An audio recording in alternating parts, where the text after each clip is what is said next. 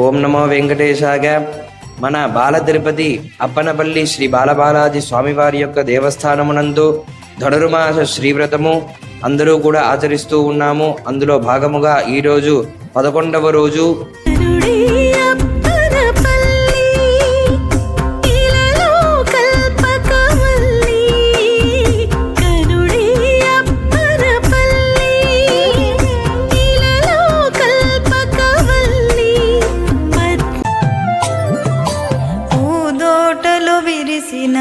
పారిజాతమమ్మ విష్ణు చిత్తుని కోటలో కొలువైన 11వ పాసురము.